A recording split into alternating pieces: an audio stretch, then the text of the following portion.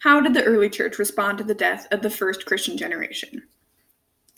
So the death of the first Christian generation brought about change.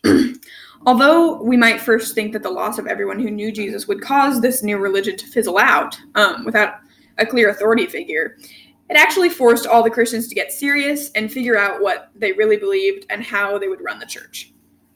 So first, the early apostles sought to organize the apostles' writings into the early church, sought to organize the apostles' writings into a canon.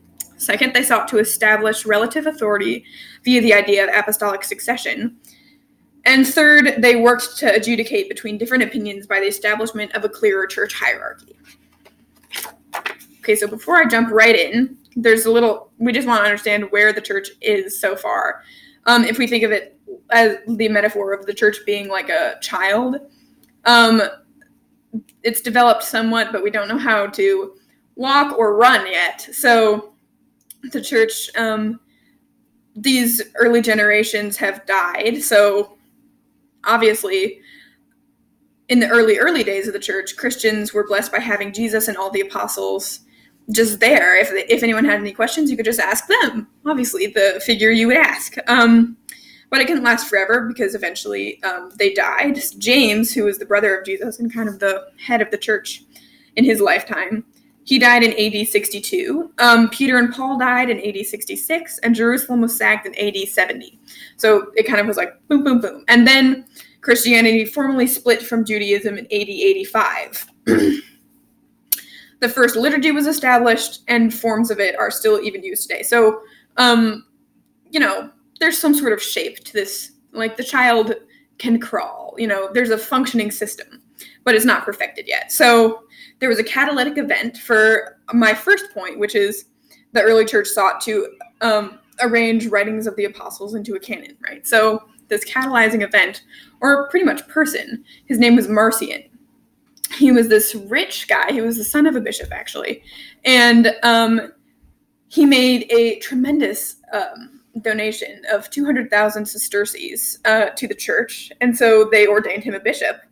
But then he kind of went rogue and developed this weird theology that he started teaching his followers, the Marcionites, which was that Yahweh, the God of the Old Testament, was actually Satan, and that the God in the Garden of Eden that we know in Genesis returned to earth, and he was Jesus. And so basically there was this bad God because the Old Testament God, he decided was evil and bad. So, not great and very confusing for a lot of the people, which actually wound up reaping good because it forced, let me prove this with a quote. Quote from Robert M. Grant. Marcion forced more Orthodox Christians to examine their own presuppositions and to state more clearly what they already believed. So they needed somebody to add in some confusion to get the leaders of the church to be like, let's make sure we let our people know what we really believe and what the truth is. So we're going to assemble all of our writings here. Here's what we believe, people. Don't follow this guy Marcion. He cut stuff out. He added stuff in. No, this is our canon.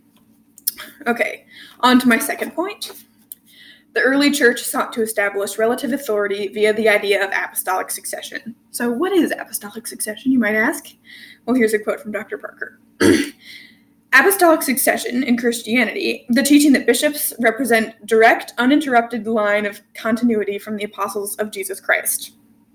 So this apostolic succession appointed leaders in the church who guided their cathedral and their diocese, and they had the authority to confirm, consecrate, ordain, baptize, and celebrate the Eucharist. So kind of brought about the first priests or bishops, you might say.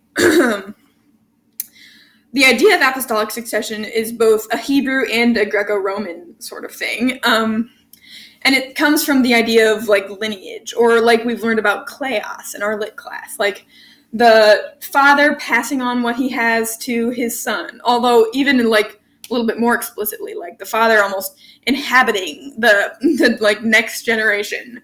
And so then the authority held by the predecessor is then passed on to the descendant, I guess.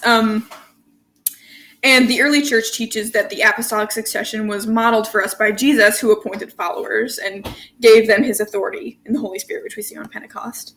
And they, in turn, appointed their own followers and descendants. So it's kind of just a cycle, and that's the early church believed this is how also the church should be run. Moving on to point 3. The early church worked to adjudicate between different opinions by establishing a clearer church hierarchy, right? So the church as a human, like I was saying before, can now walk. They have a functioning system. It works great, but we need to learn to run and, move ahead more quickly. We need a well-oiled system here, people. So the earliest forms of hierarchy were deacons, sort of like the people that ran around and did all the dirty work is a weird phrase, but it kind of gets the point across. Like, they passed out the bread and they, sent the little messages and would write down notes during the, meetings or whatever. Vital role, especially at that time when sort of it was all over the place. But it progressed, and eventually other leadership roles formed based on need. So the role of bishop and priest were established, and a lot of the system of hierarchy was formed based on Paul's church planting system, which we learned about was like the patron-client relationship in Rome. And eventually it branched out. Like, the patron had its group of clients, but then there were the same sort of patrons around, and so they had their own patron, and so on and so forth. And that sort of, made itself clear in how that would work in the life of the church as, just through time. So it's likely that the structure of the church sort of would root itself in Antioch, which was sort of Paul's home base. It started there and then spread to other churches because it worked really well.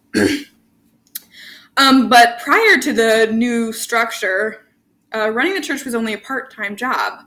But what with the way that this structure was designed, now it was requiring so much more from the people as a full-time job. So we needed another patron to the group of clients of the bishops.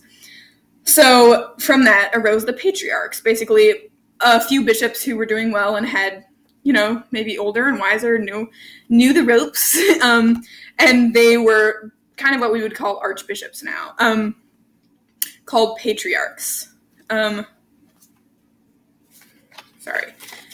Patriarchs were responsible for a few bishops in their area, and to keep the system well-oiled and communication as frequent as possible, they would meet together occasionally and exchange ideas, sort of catch up, exchange any wisdom they'd, acquired during their lives or whatever in their running of the church. But more practically and more commonly, they would communicate through letters.